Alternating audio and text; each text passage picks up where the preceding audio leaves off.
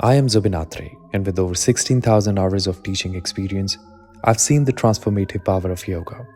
By dedicating yourself to one class every day, you will not only practice yoga, but also gain invaluable insights into this ancient practice.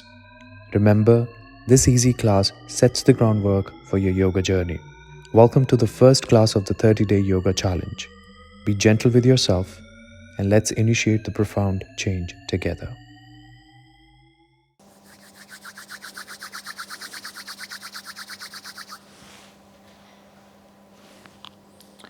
Alright, so we are going to get started by being right in the center of the mat.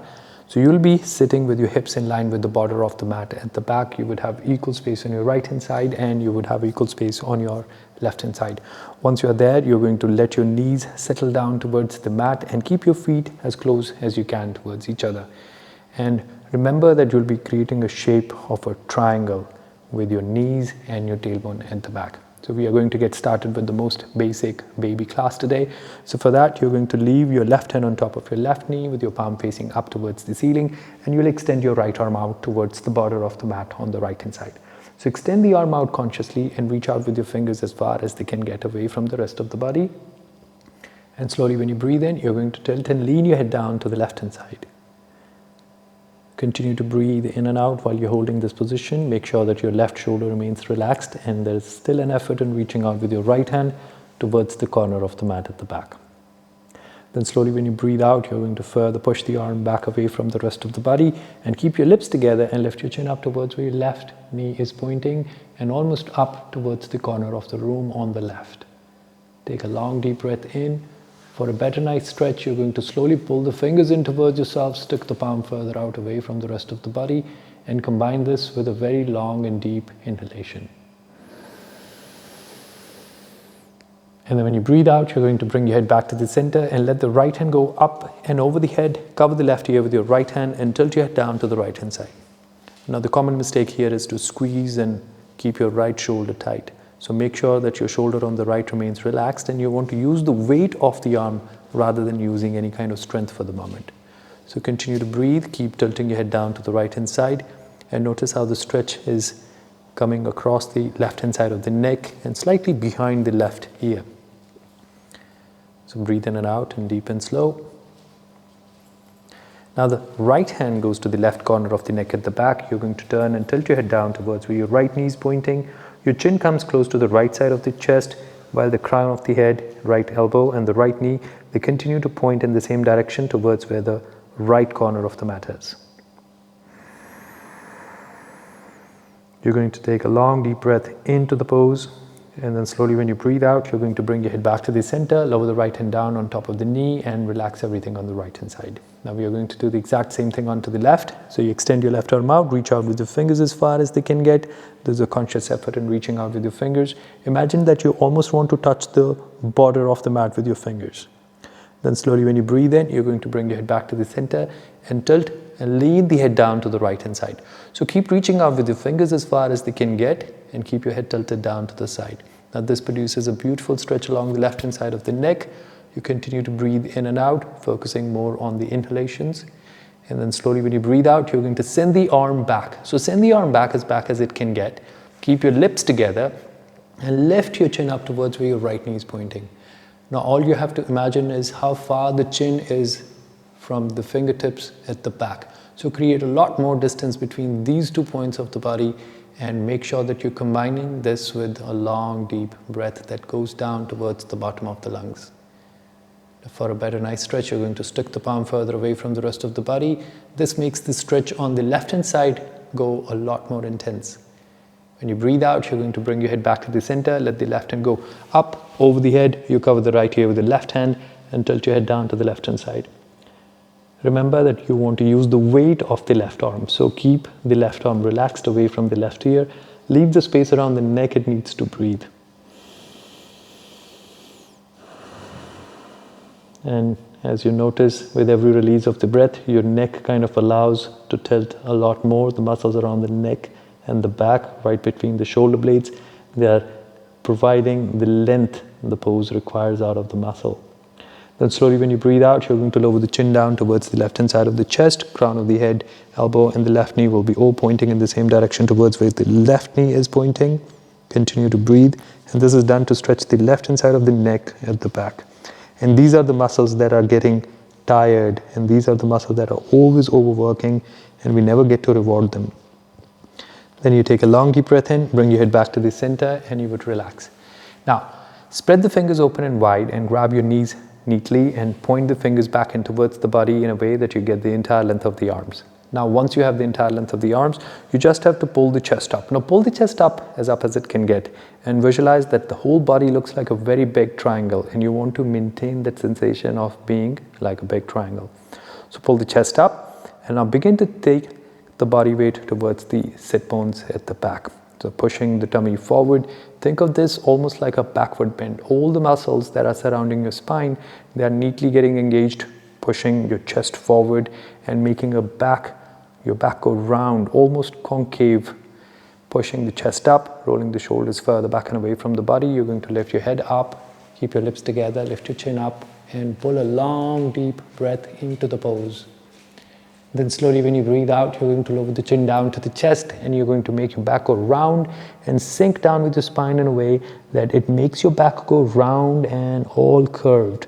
So the back that looked like a concave mirror is now looking like something convex. So it provides all the length and the strength that it needs to stretch and expose the upper back muscles.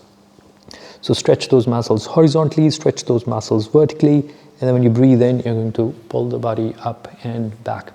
So if you look at the spine, there are 6 possible ways we can move the spine. So this very basic class today is going to educate you exactly on those 6 basic movements. So if you notice, we have done with the 2 basic movements. One was the backward bend, second was the forward bend. Now we are going to look into the tilting towards the right, and then comes the tilting towards the left, and the last will be turning towards the right and then turning towards the left. So if you continue to practice these basic movements of your spine will never run into troubles. So now getting into the lateral flexion, you're going to bring your right hand down by the side of the right hip here and press with your palm down into the floor.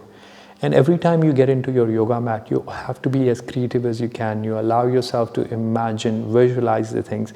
Now here I would want you to visualize that your right arm is parallel to the spine. So when you press into the floor, it gives the spine the length it needs to be able to tilt down to the right, which is just about to happen. So once you get the entire length of the spine, you want to then slide the hand down along the edge of the mat, grip the floor nice and tight with your fingers, open the palm as open as it can be, and get the left elbow to point in. Now once the elbow points in, you want to drop the elbow down onto the mat in a way that it lands under the shoulder. Also happens to be in line with the knee in front. Now grip the floor nice and tight, keep the elbow exactly where it is, lift your right hand up and push it further back towards the border of the mat, and then press the palm down onto the mat again. Now from there, lean your body weight forward. It allows you to kind of settle better into the pose, and then from there, tilt your head down to the right hand side. Now you just have to send your left arm up higher with the fingers pointing up towards the ceiling, and you continue to breathe in and out. Now here, important is to breathe. Breathe in as deep as you can. Focus a lot more on the inhalations. Now show the left palm up towards the ceiling. Imagine if you were carrying a tray here and you want that tray to be pushed further back as it can get. And now make sure that your arm stays almost above the shoulder. So it's not here, it's not going beyond the shoulder. So it's in line with the shoulder and it's far pushed in back. This is when you get the maximum stretch in terms of your pectorals. And then all you have to do is to breathe in deep, breathe in as deep as you can. And when you breathe out, you move this arm over the head and then get the hand right behind your head. Now spread the fingers open and wide and pull the head back. Now it's all about the tip of the elbow on the left. Push it as back as it can get, keep the chest open, but at the same time, you continue to push into the floor with your right hand so that everything on the left remains open. So breathe in deep.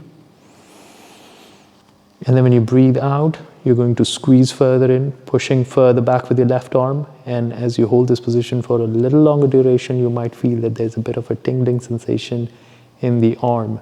So when you breathe out, you push into the floor with your right hand, and then you spring the body up and back. Now there's a very good reason about how we came out of this pose. Why didn't we just come out of the pose? Why did we have to spring ourselves and bounce ourselves out of the pose?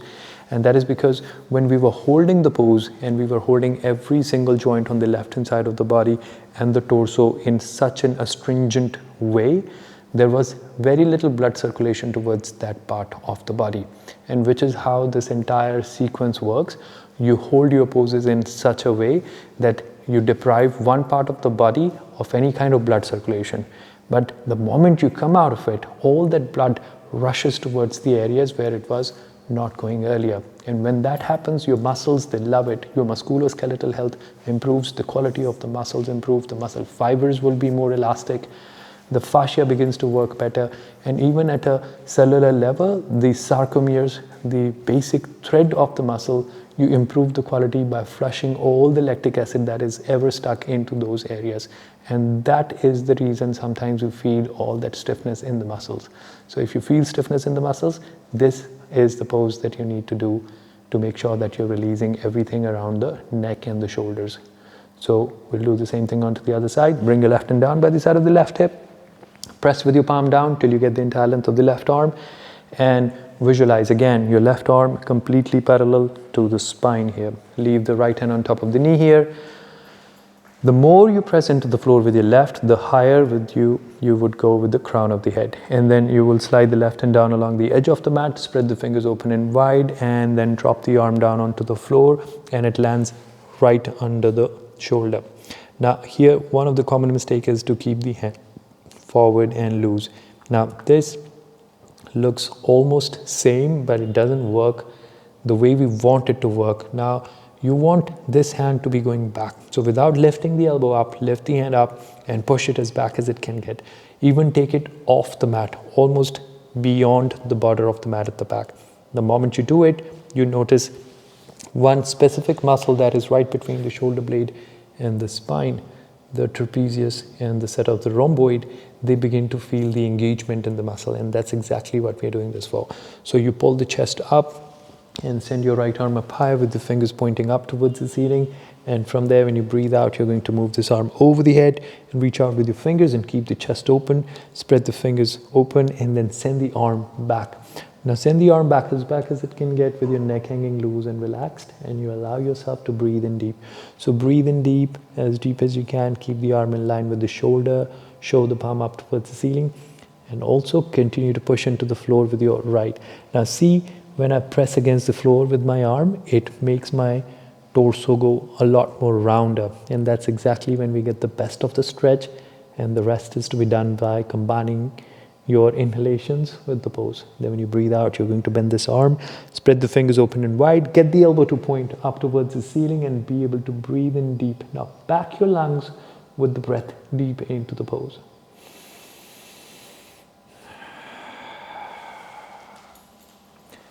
It makes a big difference when you make sure that the quality of the breath is up there.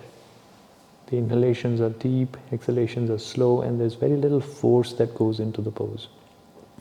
And then push, squeeze,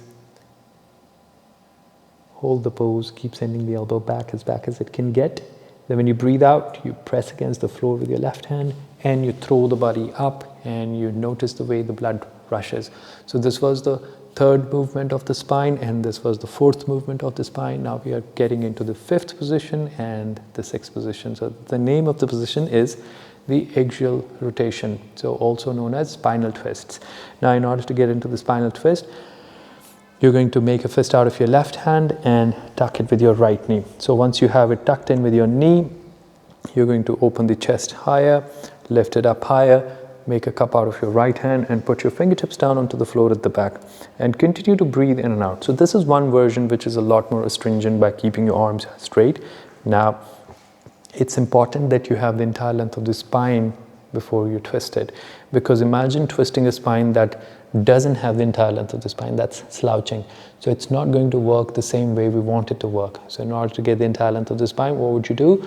You would make sure that you're holding the spine upright, and for that you need to consciously engage the lower back of the muscles. The lumbar region needs to cushion the whole spine upright. Now this is one way of twisting. Now there's another way, and that is by bending your left arm. You're going to grab the knee just simply like this, and then keep your right hand down onto the floor like this. Keep your spine upright and tall. However, create space between the elbows. Now imagine that your elbows are pointing away from each other, and you continue to twist, turn, and look far over the right shoulder. Now there comes a point when your spine doesn't want to go any further down into the twist, and that's the moment you start learning about the end range of motion. So this is called E-ROM. So E-ROM is when you cannot go any further into one movement. But once you get into that position where you feel that there's a lot of strength getting involved, all you have to do is to focus on your breath. The moment you begin paying attention on your breath, see what happens. Inhalations are lifting the chest up. Exhalations are turning the shoulder further out and back. And when you breathe out, after holding the position for like a couple of breaths, you would notice how the body on the right feels completely different the way the body on the left feels, totally because we held the position on one side for the moment. And it's always a good idea to take a break between right side of the body and then the left hand side of the body. We never have to rush into the positions. Just allow the body to absorb, because this is a lot of work that also brain has to notice exactly what your body is going through, all the sensations, everything that your body goes through, it has to process. So always, especially when you're right in the beginning of your practice, you make sure that you want to go slow. And this is whole idea of my practice in bringing it out in front of you, so that you can learn and not just do yoga, but learn the most basic core concepts of a yoga practice and set a solid foundation of your yoga practice, because that is when you'll be able to do it yourself. Or not only that, even if you end up in a class with a different teacher, you will be absorbing a lot more, even if you do the exact same things. Now we are going to do the exact same twist on the other side. So you bring your right hand on top of the left knee here.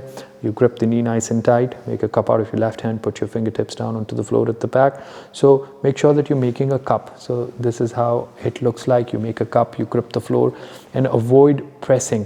Not this, but this. Now from here you grab it and create space between the elbows.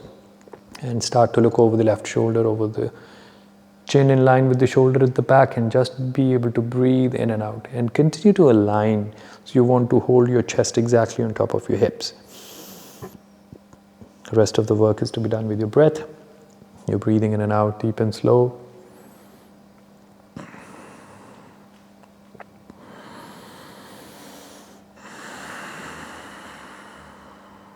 And with every release of the breath, you kind of further march into the twist.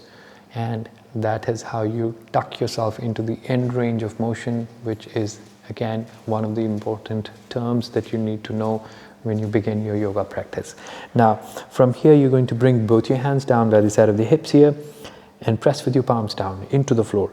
Now, the reason behind this one is to just lengthen your spine. I just want you to imagine that your arms are parallel to each other, and they are kind of holding and supporting your torso like a scaffolding would do on a building. Now all you have to do is to press into the floor and let your buttocks be in touch with the floor, but the skeletal part, the sacrum, gets lifted up off the floor. And what that does, it lengthens the spine. It creates more space between the vertebrae, and just by doing so, you would have gained more length in your spine. And that's always needed because it keeps your spine healthy. So in this class today, we have done the 6 basic movements of your neck, we have done the 6 basic movements of your spine, and these are the most basic but very important things that you always keep along in your practice. Doesn't matter how many years of yoga you have done, but always start your class, always start your practice with these basics. 6 movements of the neck, 6 movements of the spine. This is Abhinath Ray, your fellow yoga practitioner. I look forward to seeing you tomorrow on the mat. Thank you very much.